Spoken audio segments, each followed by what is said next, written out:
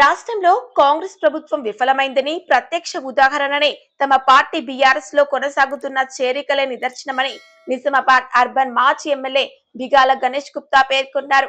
మంగళవారం నిజామాబాద్ పార్టీ కార్యాలయంలో 29వ డివిజన్ కు చెందిన పలువురు ఆయన సమక్షంలో బీఆర్ఎస్ పార్టీలో చేరారు.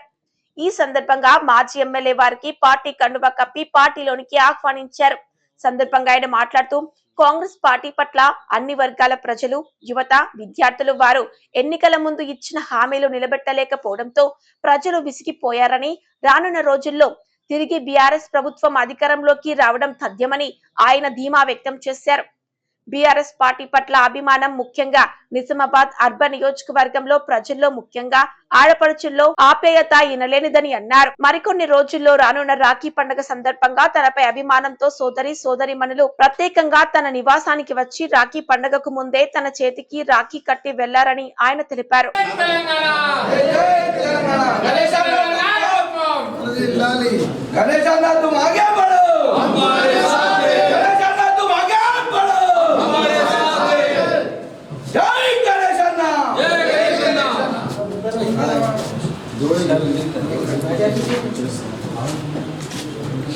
सब लोग सामने आओ सब आओ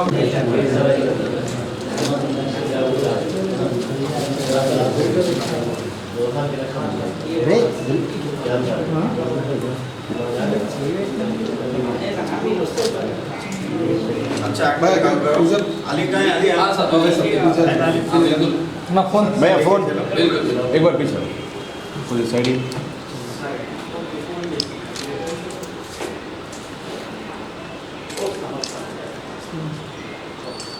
चंद्रशेखर अక్కడ वर्षम तग्गिंदा जय तेलंगाना से वाबस्ता है वो ज्वाइन कर रहे हैं। हम बीआरएस पार्टी फैमिली में उनका इस्तेमाल करते हैं। मैं चाहूँगा कि शेख माजिद और उनके जितने भी साथी हैं एक के बाद दूसरे स्टेज पर आए और श्री बिगाला गणेश गुप्ता साहब के हाथों से खंडवा पहने। आप రాష్ట్రంలో జరుగుతున్నటువంటి పరిస్థితులు కాంగ్రెస్ పార్టీ కాంగ్రెస్ ప్రభుత్వం అవలంబిస్తున్నటువంటి తీరు వారు ఇచ్చినటువంటి ప్రజలకు చేసినటువంటి వాగ్దానంలో ఏ విధంగా వాళ్ళు దినదినంగా అట్టర్ ఫ్లాప్ అవుతున్నారో ఫెయిల్ అవుతున్నారో అవన్నీ చూసి వివిధ నియోజకవర్గాల్లో వివిధ ప్రాంతాల నుంచి బీఆర్ఎస్ పార్టీ అధికారంలో ఉన్నప్పుడు చేసినటువంటి స్కీములు కావచ్చు, అభివృద్ధి పనులు కావచ్చు, కేసీఆర్ గారు చేసినటువంటి పనులను చూసి ఆకర్షితులై మీతో కలిసి మేము పనిచేస్తామని చెప్పేసి మరి మా బీఆర్ఎస్ పార్టీలో చేరడానికి వస్తున్నటువంటి 29వ డివిజన్ వస్తున్నటువంటి తమ్ముడు అబ్దుల్ మాజిద్, అదేవిధంగా సోదరుడు అక్బర్ ఇంతకుముందు కూడా మా దగ్గర మా పార్టీలో ఉన్నాడు. కొన్ని కారణాల వల్ల ఆయన వేరే పార్టీకి పోయినప్పుడు కూడా అక్కడ పరిస్థితులు ఇక్కడ పరిస్థితులు బేరీజు వేసుకొని ఆ పార్టీలో ఏం లేదు కేవలం హంబాకే అని చెప్పేసి గుర్తించి తిరిగి మా ఇంటికి పోవాలని చెప్పేసి అక్బర్, అదేవిధంగా చాలామంది యువకులు వివిధ దగ్గర నుంచి ఇక్కడికి విచ్చేస్తున్నారు. వారందరూ కూడా కేసీఆర్ గారి తరఫున మరి అదేవిధంగా బీఆర్ఎస్ పార్టీ తరఫున నేను స్వాగతం పలుకుతా ఉన్నా.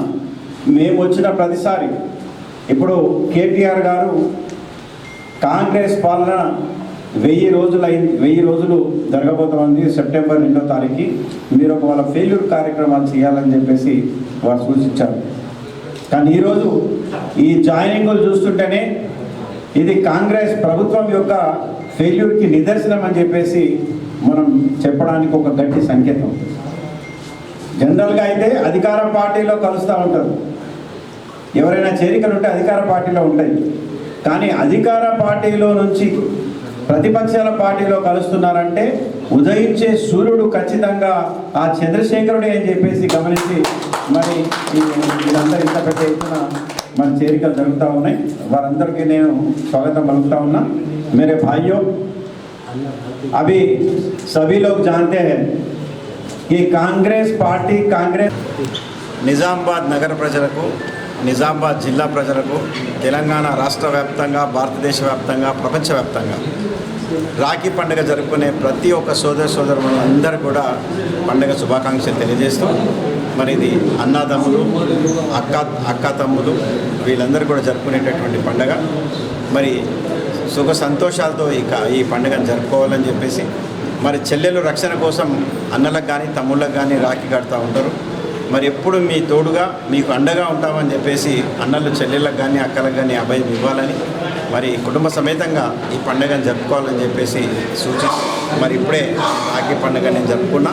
మరి నిజామాబాద్ పట్టణంలో ఇంతకుముందు ఇక్కడ నేను ఎమ్మెల్యేగా ఉన్నా కాబట్టి చాలామంది మా సోదరులు ప్రేమాభిమానాలతో వచ్చేసి ఇంత పెద్ద ఎత్తున ఇప్పుడే నాకు రాఖీ కట్టారు ఆర్పీలు అందరూ కూడా. ఎందుకంటే ప్రతి సంవత్సరం ఉమెన్స్ డే కానీ రాఖీ పండుగ కానీ వారి సమక్షంలో నేను జరుపుకునేవాడిని. మరి నేను అధికారంలో లేకపోయినా, నేను ఎమ్మెల్యే లేకపోయినా అంతే ప్రేమతో వారందరూ మా ఇంటికి వచ్చి మరి ఎన్ని రాఖీలు కట్టారు. వారికి కూడా నేను రాఖీ పండుగ శుభాకాంక్షలు తెలియజేస్తాను. జై హింద్, జై తెలంగాణ.